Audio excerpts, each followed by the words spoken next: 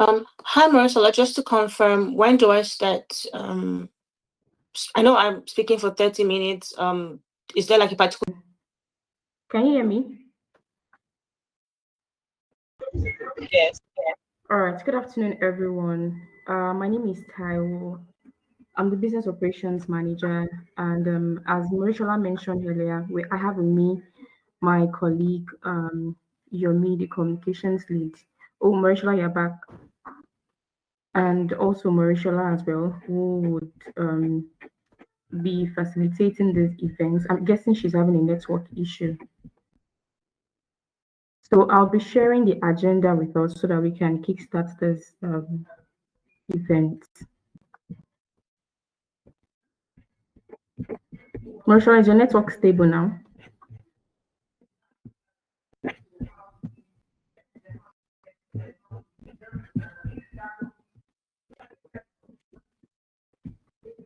Okay, so just some minutes. Let me share my screen. Or in the few minutes, can we kindly introduce ourselves? I can see Mahamud Saleh. I'm sorry, I hope I got that right.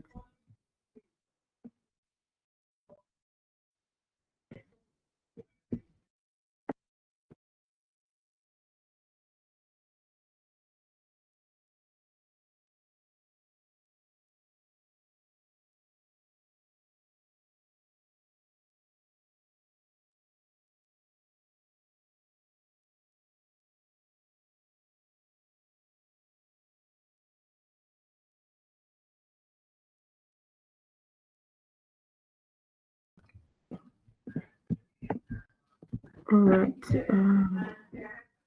Hello, are you there, Mahmoud?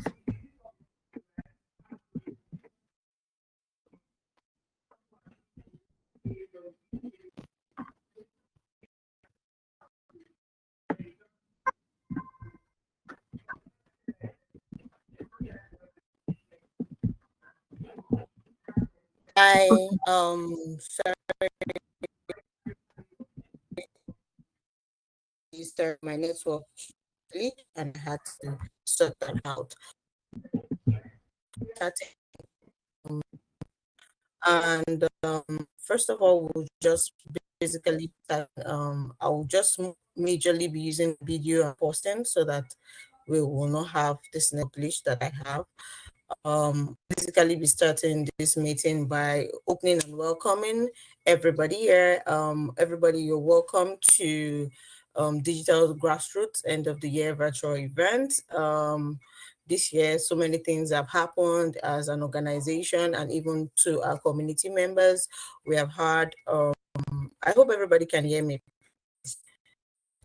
We've had to do great deal of work in this space this year. Program during in time past, but this year we had the second community edition. We also ran the incubation of this year team members. Basically, this year, talking about those briefly. I'll be talking about those briefly later. But first of all, a bit of housekeeping as we actually just so please let's just respect each other. There's me.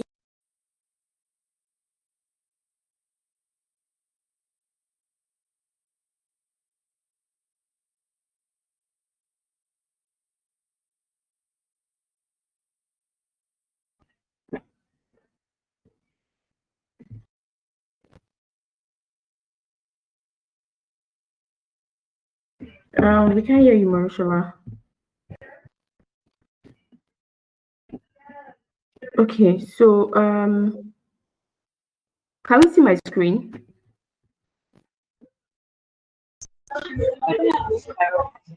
All right. Okay, so Yomi, can you kindly share with us the pre-recorded highlight reel? I believe that's the next thing on the agenda.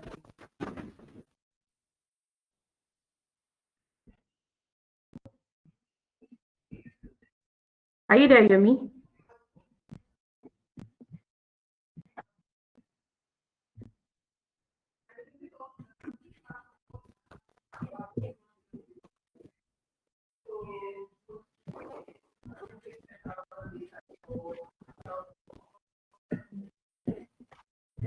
Can you hear me, Yomi?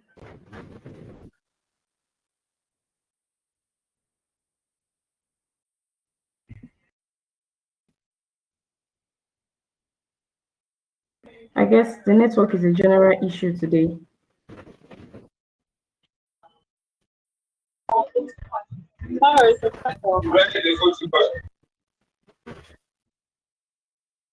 Are you there, Yomi?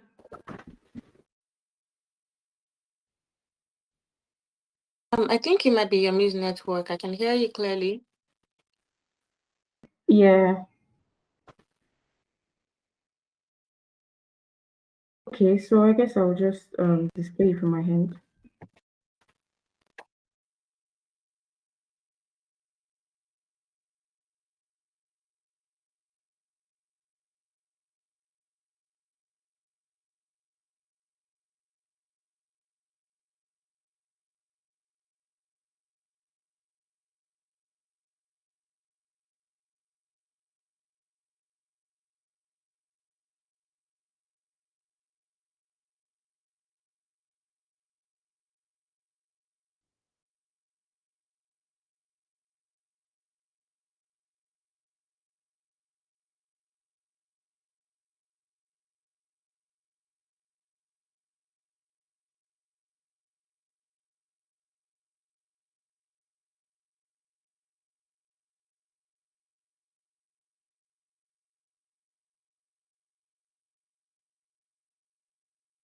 Okay.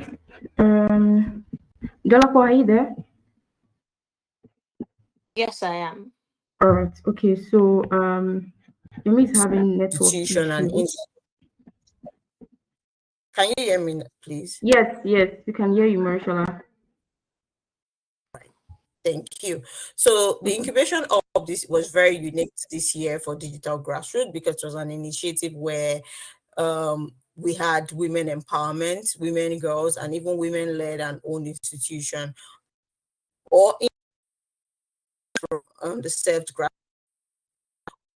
are vying to become leader in the internet governance and digital rights space and advocacy. So we had a 1-month training of participants to acquire leadership skills, advocacy skills, even digital skills to build advocating for a democratic and more inclusive internet, basically. Very this year, and basically it was just a technical training program seeking to share insights and successful strategies gathered from digital grassroots founders who have gathered over 7 years experience in starting digital grassroots and also leveraging on networks and community. Of what is all about. Basically, it's just about training them on the technical nitty-gritty of that. And we had that, and we had fantastic success that has actually ended. We also had an open application for members who are interested in digital rights, advocacy, and internet governance, come to become community members to collaborate in community issues. We had them come on board, and we created an application that is also very unique to this year, where we created the application for those members to call for membership to join our community so that we can leverage on, we can all leverage on network shared knowledge in the space. At the end of the day, we can't do it alone, and we acknowledge that. So right about now, we had some teasers earlier before now, but I promised the speaker that she'll be coming up. We had like some question and answers interactive session, but because we're not so many, and I think we can leave that for later, I promise the speaker should be coming up around 5:20. So we'll just be delving into the expert session so we don't keep our speaker waiting for so long anymore. Dolapo, please, if you're ready, you can start your presentation now. So Dolapo basically will be talking on advancing digital rights in Africa, advocacy, policy, and community action for a lasting impact, basically. Dolapo is, sorry, excuse me. So Dolapo is a tech analyst working with Tech Hive, basically, and she has, I can categorically say that she has full-blown knowledge of what it is to how to handle digital rights advocacy in this space. She has done a number of things on policies and everything, so she's the best fit person for her to actually speak to us on this issue today. Dolapo, please, I'll stop speaking now and you have the floor for your presentation. Thank you. Thank you so much, Marisola. I'm happy to be here and to be sharing my thoughts. It's something I'm very passionate about. So I'll share my screen now, and just please let me know when you can see my screen.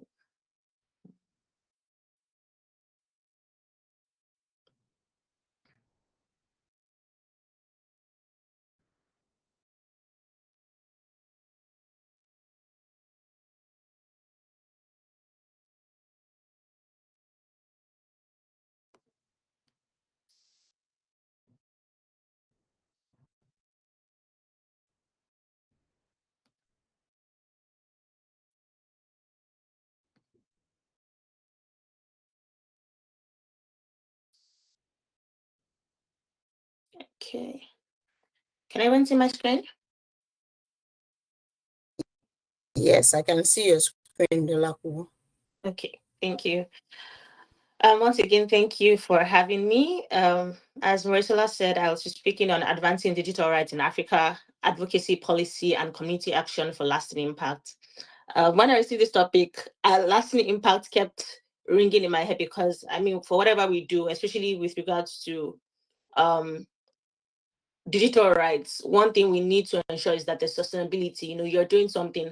How do we ensure that this is still valid, or this rights can still be protected in the next 20 years or 30 years or even 50 years, especially with the rate at which emerging tech is happening. So I'll just dive right into my presentation.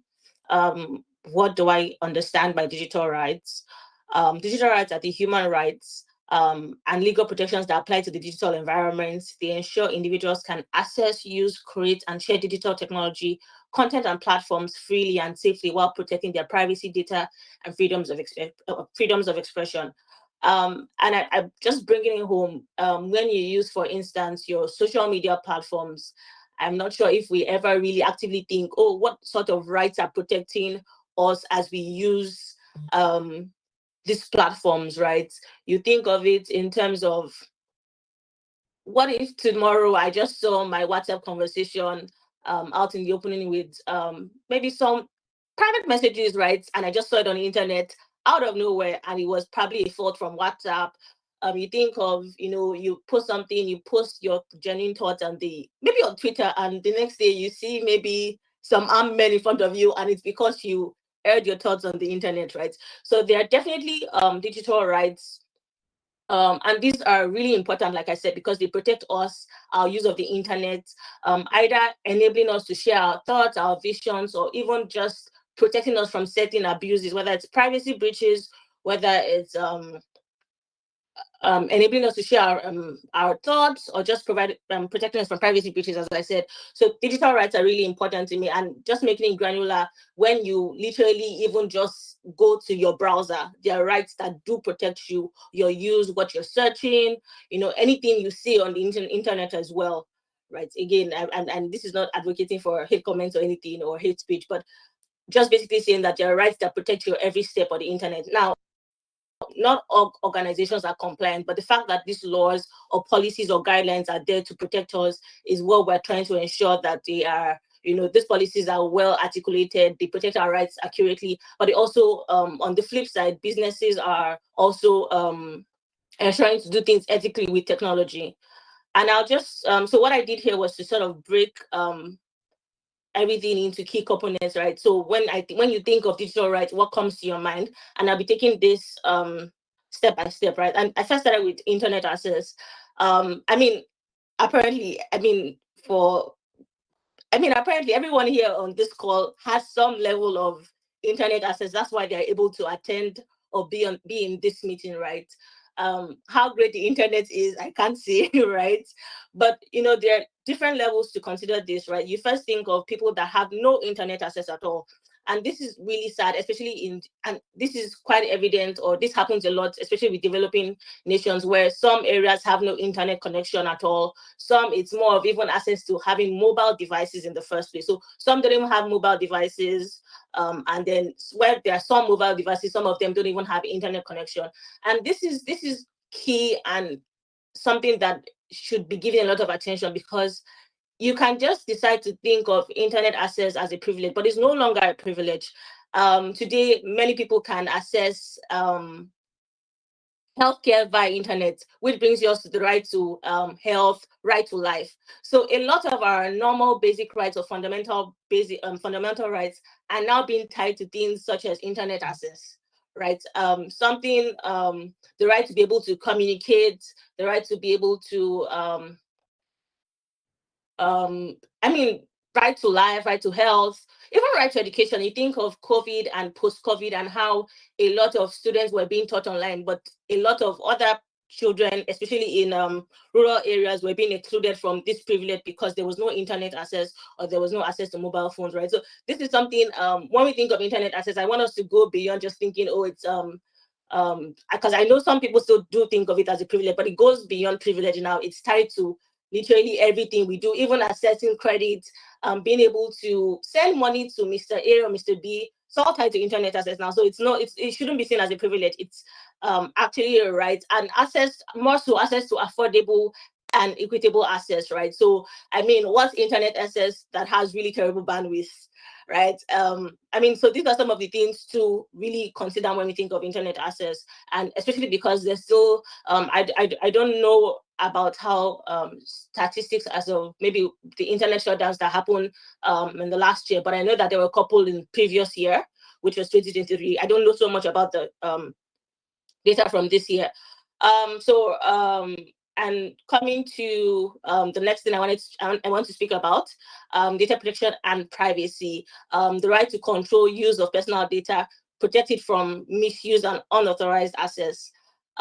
Privacy and data protection, a lot of people say, oh, I have nothing to hide, so it's not a big deal to me, but it goes beyond having nothing to hide. It's not about so much about what you want to hide, it's about control.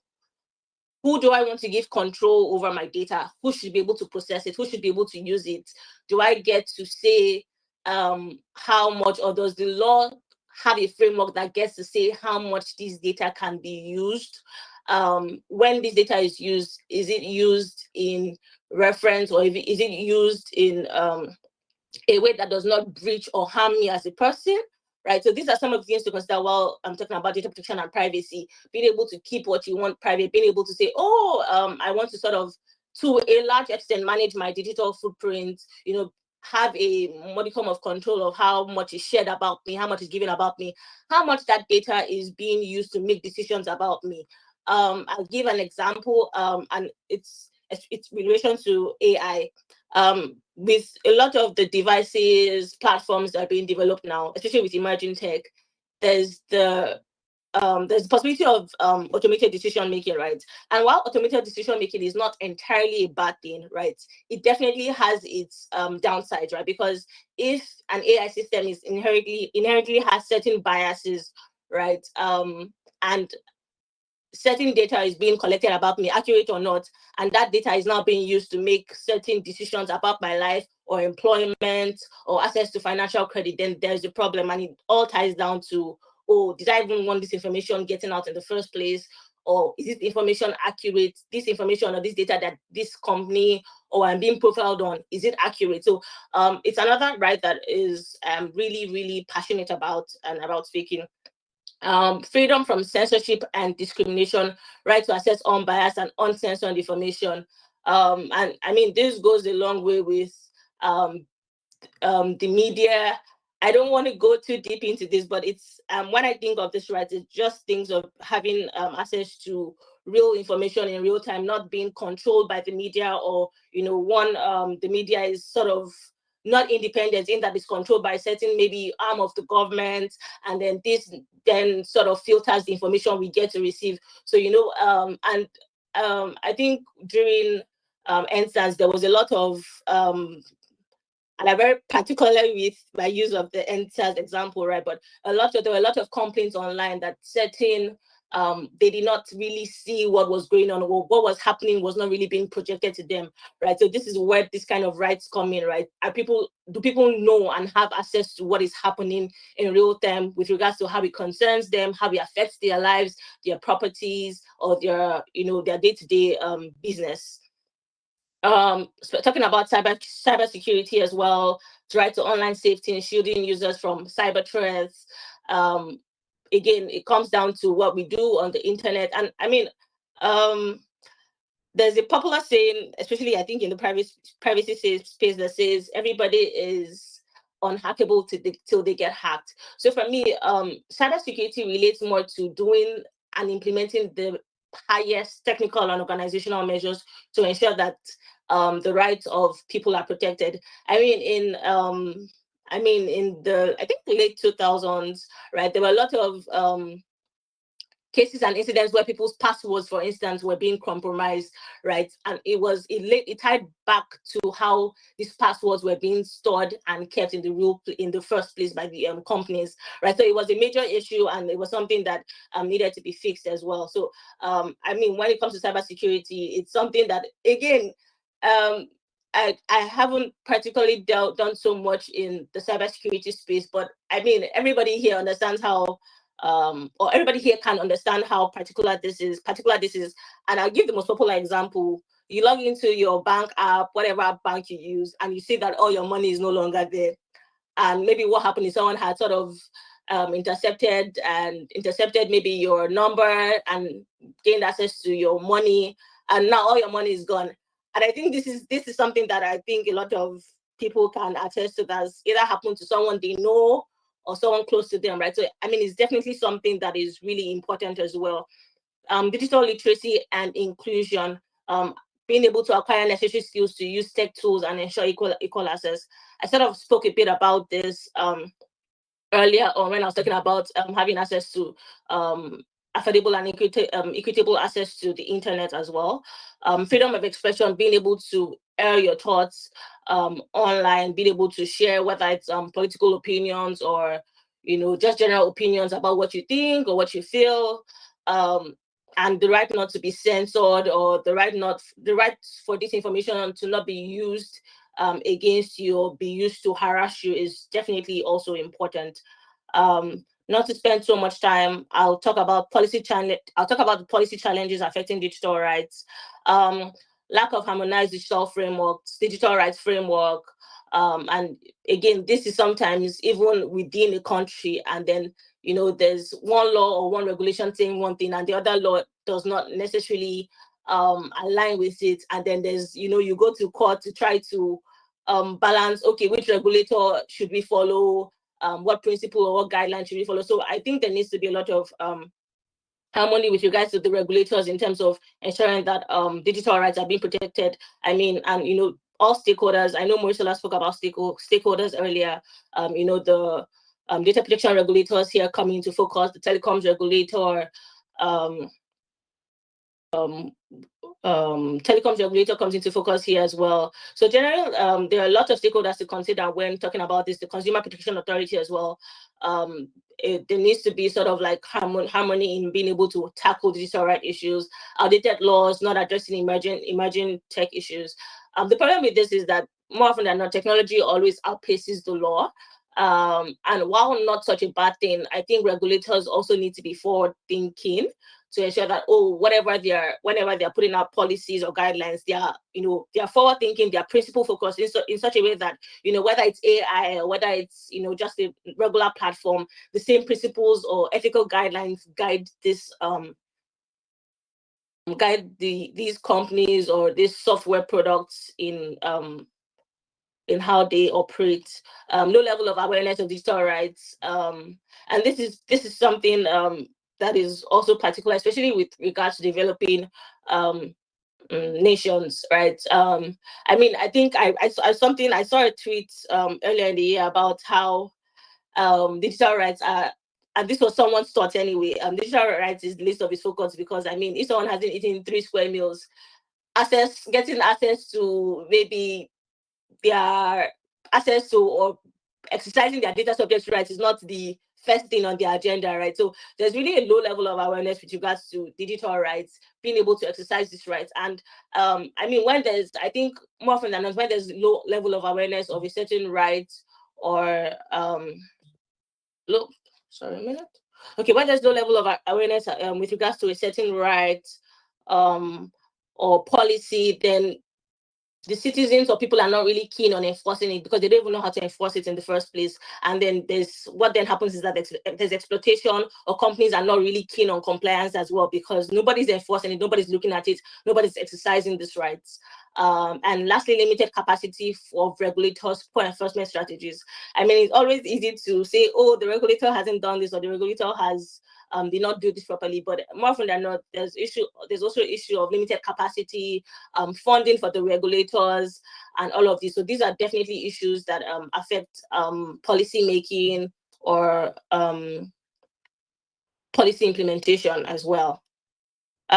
Effective strategies, and I would when I thought about effective strategies, I thought, what can the common man do? What can civil society organizations do? How can we, as a people, as non-profit organizations, solve some of these problems? And I'll be giving real-world cases that I've either been a part of, or I've had the opportunity to experience happen.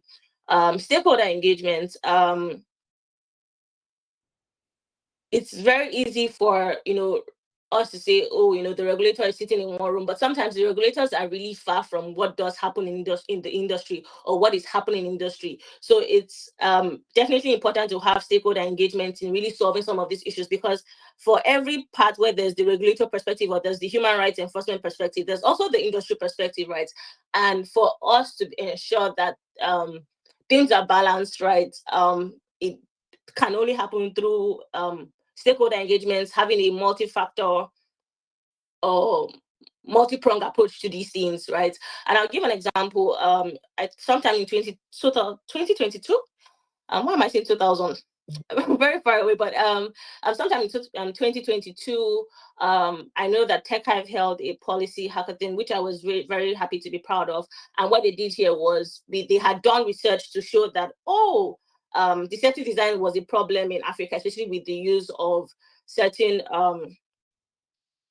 platforms, or in certain sectors like e-commerce, and with also, I think also airlines, right? And okay, before I digress, maybe just quickly explain what deceptive designs are. Deceptive designs are sort of manipulative techniques that organizations or platforms use to either, for different purposes, right? It could be to get more money, or get people to spend more money, or get people to spend more time on certain products. It's just about using manipulative techniques that favor companies, right? So Tech Hive had identified through research and through documentation that this was a problem within Africa. And what did they do to try and solve the problem? They organized a policy hackathon where they brought different stakeholders in trying to co-create a policy that could solve the problem. And I think this was a really great approach, because it not only brought in regulators, it brought private stakeholders, civil society organizations, also individuals, because they were just different individuals from all over Africa trying to see what they could do to solve the problem. Talking about research and case studies, I think one of the ways that civil societies can support or ensure that some of these issues are, some of these digital rights issues or problems or challenges are known and people are educated about it, is spotlighting these issues through research. I tend to think that civil society organizations are the true heroes when it comes to digital rights, because for a lot of things that happen, you first find, if you really do like your research, your homework, you see that many of these issues were first spotlighted by one civil society who saw that this was a problem. They carried out the research, sometimes funded or not funded, right? And they were able to either spur regulatory action or raise awareness with regards to these issues. One would be talking about the LearnTech report. from Tech Hive. I think this was back in 2021 or so, where I know everyone on this call would have either received or known someone who has received a message saying their friend or somebody is owing, or someone random that they probably might not even know is owing money, and as a result their own privacy was being affected, because I mean, you don't know these people who are sending you these messages or these emails. And that report was as far back as 2021, and what we did say was that it spurred a lot of regulatory action, and people then began to air their thoughts to say, oh, this is happening to me. We were receiving complaints, and then the regulators then took action. I think having a joint task force, I think the telecoms regulator, data protection authority, and consumer protection authority at the time had a joint task force to sort of solve some of the issues. And there was actually a real-time result, because I didn't receive these messages in a long while, as opposed to receiving it every other month, right? Another thing I like to talk about is contribution to policy developments. And when it comes to co-creating certain policies, there's a new law or regulation that the government is putting out, and they're calling for public comments. I think it's also important to make recommendations to these kinds of policies, be a part of the policy. It's one thing to make regulations, or it's one thing to make this is one thing to make these comments or to send these comments in, and another thing for the regulators to accept them. But the very fact that we're playing our part as a people, or as organizations or civil societies, is definitely really important. And I'll speak about awareness and advocacy campaigns.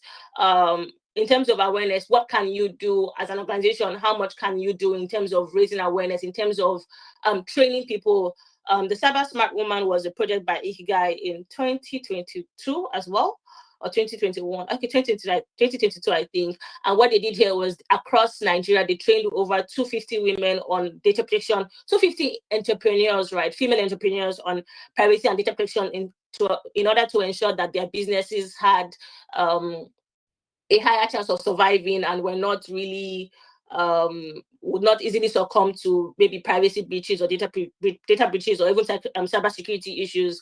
Another case or another project by Higa I would like to spotlight here was a case with regards to international data transfer against the data protection authority, which they won, I think, in 2023, regarding how the data of Nigerians could be or could not be transferred outside Nigeria. And it wasn't so much about that was an issue, but it was ensuring that the regulators were following their own rules with regards to the framework for international data transfer, right? And this was another case that was interesting to follow, right? So I'm sharing these stories and spotlighting these as issues or ways that I think could be effective strategies of organizations really playing their role in ensuring that the fight for digital rights continues. Empowering local communities as well. I think here participatory workshops to educate or tailor training resources would also be important here, would be very vital. Having focus group discussions on critical issues or strengthening alliances. And this could happen various ways. Even when you're conducting your research, when organizations are conducting research, I think an important factor that could really play in making the research really making it full coverage to really show or impact how how people's lives are being impacted by this issue that the research is trying to spotlight. Is by having focus group discussions to say, we spoke to the women in this local government, and this is what they had to say that they were experiencing, or we spoke to the men or the children or the people in this certain jurisdiction, and this is what they had to say, right? So I think focus group discussions could be another really interesting way of empowering local communities and giving them a voice as well. And lastly, enhance government accessibility and empowerment programs. So much about what the government can do, how much we can collaborate with the government. I know that it's easier, these things are easier said than done, because for one, I've been on the other end trying to either maybe collaborate with the government or get the government on board with certain things. And I know how, painstakingly a process it can be, but I think it's still important to ensure that we try to get the government buy-in, either as stakeholders or getting support or trying to collaborate with the government on some of these things. Future trends and advocacy response. I'll just try to sort of do this quickly because I know that my time is almost out. And increased AI and ethical issues here with future trends is that one way to look at it is that there's emerging tech happening rapidly, and there's a need for us to be able to provide either in terms of advocacy or provide sort of like support to people in terms of ensuring that their rights are not being abused with regards to either, for instance, biases or ethical issues in whether it's the training or building of this AI product. And that's why there's been a lot of research to either that sort of talks about humans in the loop while these products are being created, humans on the loop, human after the loop, to say, okay, after this AI product has been created, how do we bring humans into the focus, sort of fact check or check whatever these products are saying, or the decisions or outputs that come out of these products. Another example would be child online protection issues. Children are going to continue to use the internet, and with regard to children are much more of a vulnerable group, and it's important that there's a lot more attention being paid to them, their rights, how their data is being used, and some, I know in jurisdictions like the UK, there's been laws or policies with regards to age appropriate design, right? So if a platform or product is being designed for a child, what kinds of ethical guidelines should be considered, what kinds of techniques should be imputed in building those products, which talking about the highest standards for data protection and things around that when it comes to child online protection issues, online harm, surveillance and misinformation. We're talking about things around practicing online safety, with regards to surveillance, whether it's government surveillance or employee surveillance, how can the people be protected from these issues? Because with regards to how AI is operating, smart cities, I know we're talking about automated cars, smart cities, smart homes, there's higher risk for surveillance. So again, what kind of policies and guidelines should we be looking at in terms of ensuring that people's rights are being protected? And around data protection issues where maybe even if it's research or advocacy in terms of ensuring that there's less sharing, there's more awareness, and people are able to understand their rights and how to exercise them. I think this sort of brings me to the end of my presentation. Any questions? Thank you so much, Dolapo. That was short but powerful. And I'm sure the audience can also attest to the fact that it was a powerful session. So right now I can see some comments in the chat. Okay, Ufa mentioned it has happened to her before. Salisu mentioned, I wish the copy of the presentation will be shared with us afterwards. Yeah, we'll look into that, but rest assured, we will have the meeting recording shared on YouTube, so we can be on the lookout for that. But right now, we have just 10 minutes for questions. If you have question, please just use the icon to signify if you have any questions. We have just 10 minutes, please. Questions. Delapo is on standby to answer all of our questions about data right. Oh, all right, Salisu, please go ahead. Okay, thank you very much, Madam Dolapo, for this quite inspiring and also insightful presentations. And it really like ginger or reignited my spirit, as far as I am concerned as a digital rights advocate. Honestly, this year I am ending it to a good note, honestly, by only being privileged enough to have attended this very important session of end of the year talk with the digital grassroots. Also for me as a fellow of the digital and also digital grassroots ambassador, so to say. So because from the presentation that you have presented, you have raised a lots of quite lots of concerning issues, and also some of the issues I can say they are like a follow-up on, or a addendum of the current situation of digital rights, situation in our locality, particularly in Nigeria. So I have got to really understand that there are lots of issues, especially looking at the aspects of protection, or personal protection of data, as well as protection of privacy while being online.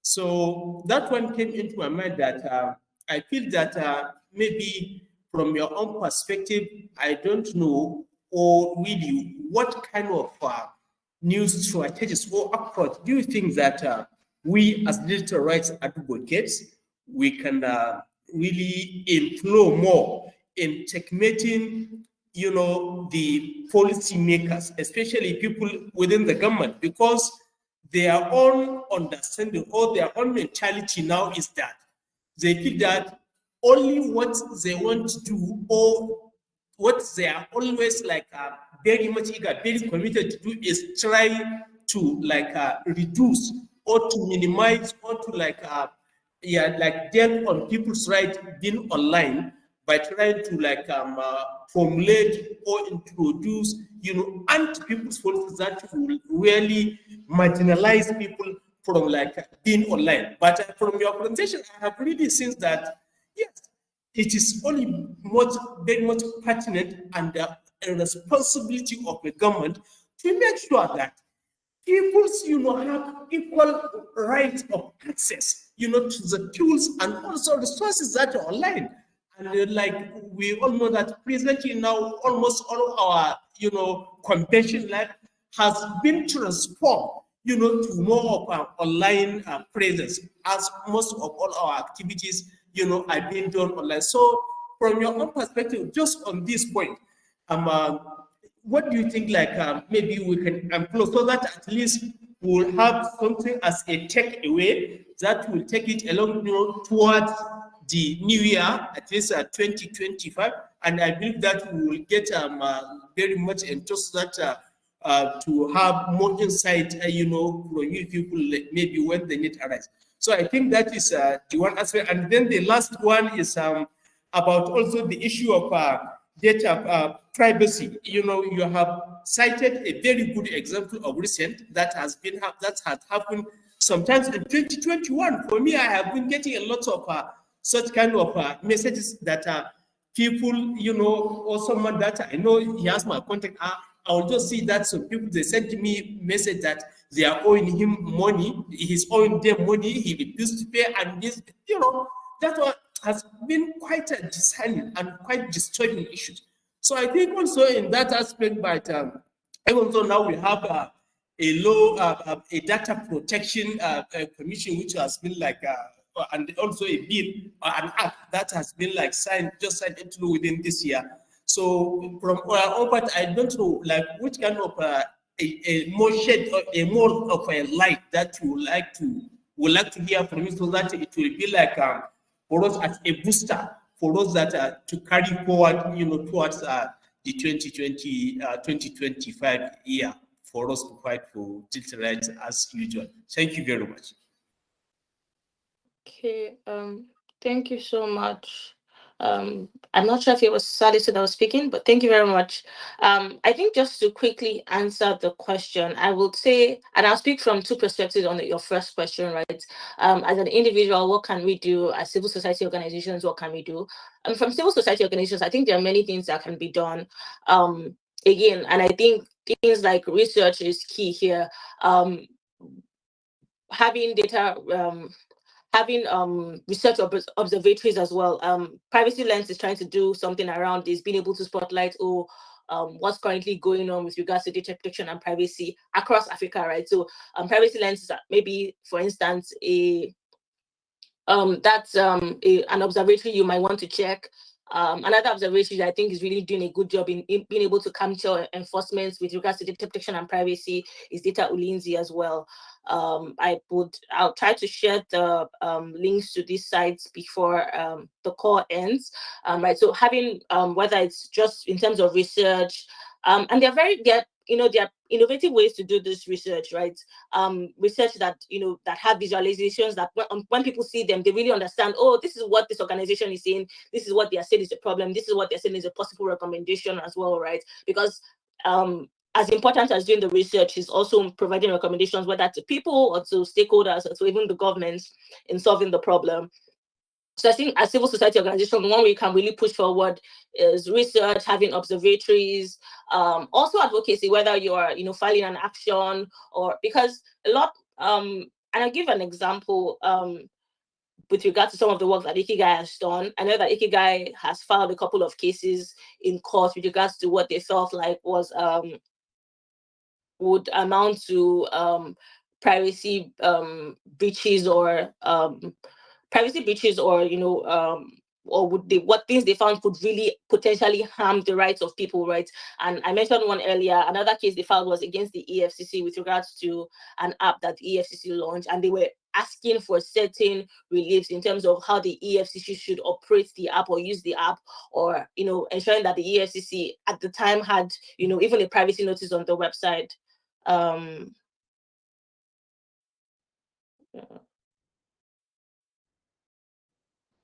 Okay, had a privacy notice on the website as well. So I think these are some of the ways that organizations can solve some of the problems. Another with regards to personal people or just private individuals, I think starting somewhere, educating yourself, reading about your rights, trying to enforce them. I mean, and then I think an example, I don't know, I don't remember the name of the bank, but I know that there was a case 2022 or 2023 with someone taking one of the banks to court to say, oh, these people have been sending me messages. I think there was a case about a bank continuously sending messages to somebody. There was another case with which the person claimed that the bank had opened I think domiciliary bank accounts without her permission, or using her data without her consent, or without any lawful basis at that, right? So it was I think those are ways that private individuals can also help themselves. With regards to your certain questions about LendTech, I know that if you check out the Joint Task Force on LendTech, I know that there's sort of like a portal or an email address to send complaints to. And I know that this has drastically reduced because some organizations got fined and all of those. So I definitely think there's an email. If you check it out, there's an email to send complaints to, right? So I mean, I hope that answers your question. Yeah, thank you very much. That's good. All right, Delapo, thank you. Okay, I can see MB. That would be the last question because we have just 4 minutes left. MB, please go ahead. All right. Thank you, Tayo. I hope I'm audible. Yeah, there's just like a background noise. Are you using headphones? Yeah. How about now? It's better now. All right. Thank you. So, I have a brief question for Dolapo. That was a wonderful presentation. Thank you for that. So my question is, since presentation is all about advocacy and all of that, is my question relates to internet shutdowns, say in Africa, especially in Nigeria.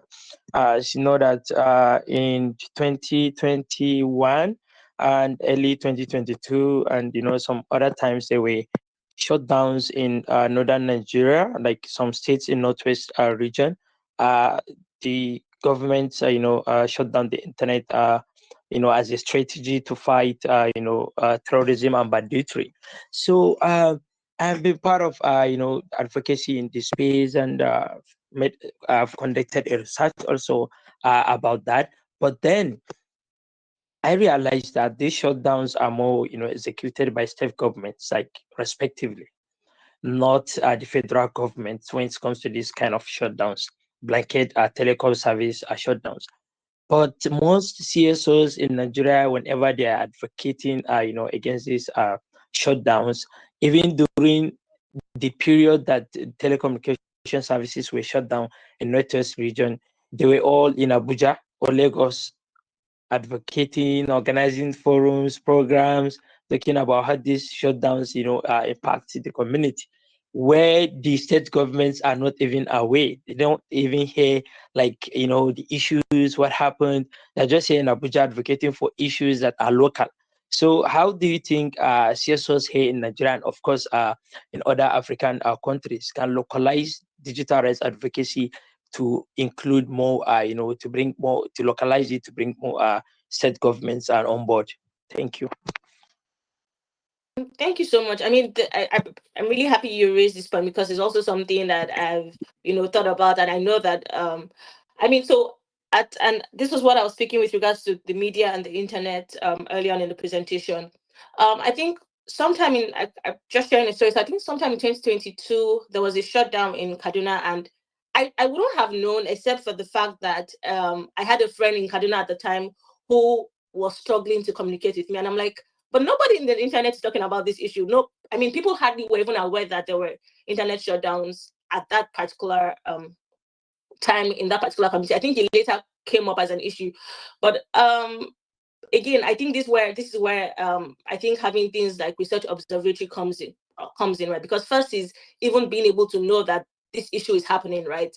When things like internet shutdown affect maybe the whole nation. So I mean, with the Twitter ban, it was everywhere. It was affecting every state and everybody. So there was there was much more awareness about it. But sometimes when internet shutdowns are local, or it's just a particular state or even a particular region in a state, it's hard for people to even know about it. It's hard for civil society organizations to first even know about it.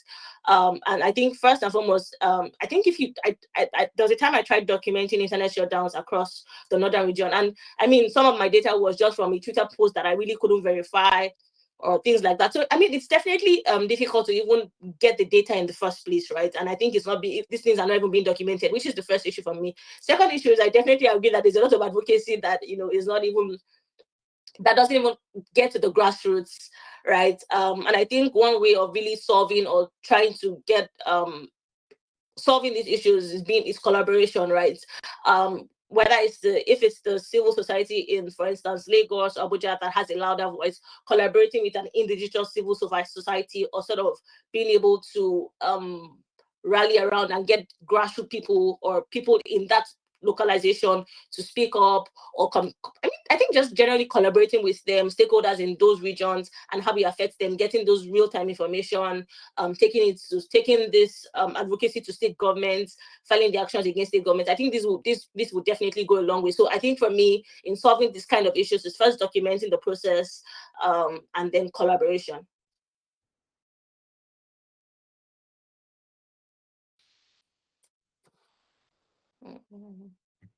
Hembi, I hope that answers your question. All right, thank you. Thank you so much, Dolapo, and thank you everyone for joining in today's session. Thank you so much, Dolapo. But within few, I know we've gone behind time, but within few minutes, can we just because we've had some of these highlights from the session posted on our social media pages. Because of time, we won't be able to take feedback from everyone. But can we just quickly drop in comments and feedback about this session on our social media page? Whether you're on Twitter, or you're on Facebook, or you're on Instagram, please, can we kindly do that now?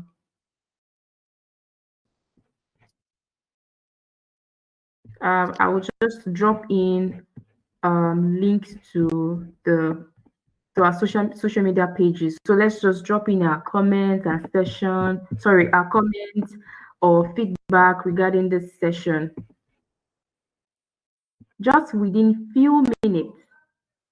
Thank you, Salisu. I hope I got that correctly. Yeah, it's very correct, Salisu. All right. Okay, thank you so much, guys. Marishala, are you here?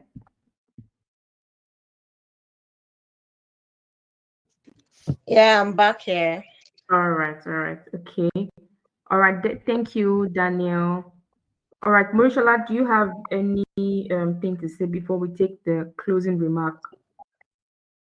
No. But one thing, I would like to thank everybody for actually attending this session. It was great to actually close the year discussing these issues. However, we're still far from, even though yes, some people will say that it's all about discussion.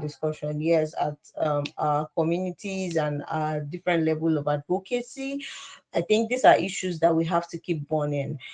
um these are issues that we have to just keep repeating and repeating and repeating, like Dolapo said when I joined in now, that there was a network shutdown in Kaduna in 2022 or something, and she didn't know because people at those, we have community members in those places and they are not talking about these issues. So if we're not talking about issues that involve digital rights, advocacy, internet governance, then nobody will really talk about it for you, because at the end of the day, these are the issues that affect us. So thank you very much, everybody. Thank you very much, Dolapo. I'll leave Taiwo Shobowale, our business operations manager, to wrap up the session. Thank you. All right, thank you, Morishola. Can you mute? All right.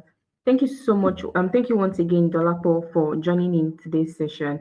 I think we need to have another part two of this session, because I know because of time you could not like discuss some things in depth as much as you would have wanted us to. But please, everyone, we would still, maybe next year, it will be part of the plans for next year. We'll have another session on this advocacy, right? Please, guys, if you want that, can I just see your reaction or your comments so we can book a slot with Adedolapo? All right, all right. Thank you, MB. All right, so thank you everyone for joining in today's session. And this is all right. Thank you, Salisu. As we all mentioned earlier, that this is the town hall meeting, like a final event as we wrap up for the year in digital grassroots. And we want you all to know that for all of our achievements, for all of our celebration, we wouldn't have done it without any one of you. And thank you all for always commenting, for participating in our events, the ambassadors program, the incubation hub. Thank you for just being part of our journey. And we know that without you, there wouldn't be digital grassroots. And thank you once again, Dolapo, for also joining in this expert session today. We know Moshala just had to like find a way to get you to join us today, and we want you to know that we do not take that for granted. Thank you so much. And guys, we also want you to know that we currently have, if you want to volunteer or you want to join digital grassroots, we currently have a campaign going on, a Digra member. The link is on our social media pages. You can check our bio to participate, to join, just in case you're interested as a speaker or you want to join as a trainer. Please note that you can join that. And just for any other information, please stay connected with our social media pages. I'm so certain that you all are following our social media pages, but please stay connected just in case we have any other information. And with this, we've come to the end of the session. The session is recorded, so we'll have it posted on our YouTube pages in case anyone missed any of the session. So thank you once again, everyone. I wish you all a lovely week ahead. Thank you, everyone.